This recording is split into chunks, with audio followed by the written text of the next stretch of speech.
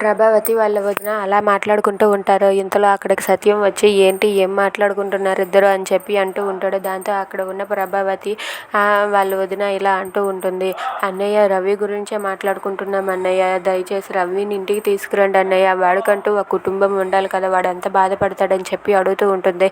అది వినగానే సత్యం అయితే లేదు వాడు ఇంటికి రావడానికి వీలు లేదు అని చెప్పి అంటూ ఉంటాడు. అది వినగానే అక్కడ ఉన్న ప్రభావతి అయితే అదేంటండి అలా అంటారు, రవి కూడా మన కొడుకే కదండి, ఏదో చిన్న తప్పు చేశాడు అనుకొని క్షమిద్దామండి, ఇంటికి తీసుకువద్దామండి అని చెప్పి ప్రభావతి అంటూ ఉంటుంది.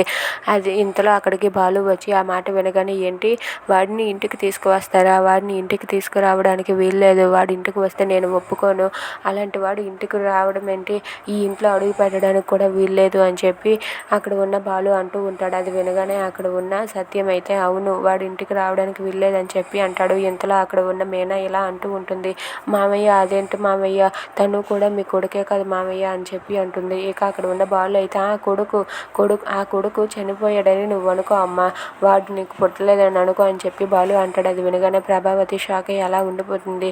ఇక అక్కడ ఉన్న మీనా అయితే మామయ్య ఒకసారి అర్థం చేసుకోండి, రవి అలా ఎందుకు చేశాడంటే తన ఇష్ట ప్రకారం తను చేశాడు, తన ఇష్టాన్ని మనం కాదనలేం కదా మామయ్య, మీరు కానీ అవునంటే రవి ఇప్పుడే రావడానికి సిద్ధంగా ఉన్నాడు, రవికి తన కుటుంబం కావాలని చాలా కోరికగా ఉంది, రవి మిమ్మల్ని వదిలి ఉండలేకపోతున్నాడు మామయ్య, మీరే అర్థం చేసుకోండి, రవిని ఇంటికి తీసుకువద్దాం మామయ్య, ఒప్పుకోండి మామయ్య అని చెప్పి మీనా అయితే వాళ్ళ మామయ్యని ఒప్పించడానికి ప్రయత్నిస్తుంది. అది చూసి ప్రభావతి అయితే ఆయన ఒప్పుకుంటాడా అని చెప్పి అలా చూస్తూ ఉంటుంది. ఇక మీనా మాటలకు సత్యం అయితే ఏం మాట్లాడకుండా మౌనంగా ఉంటాడు.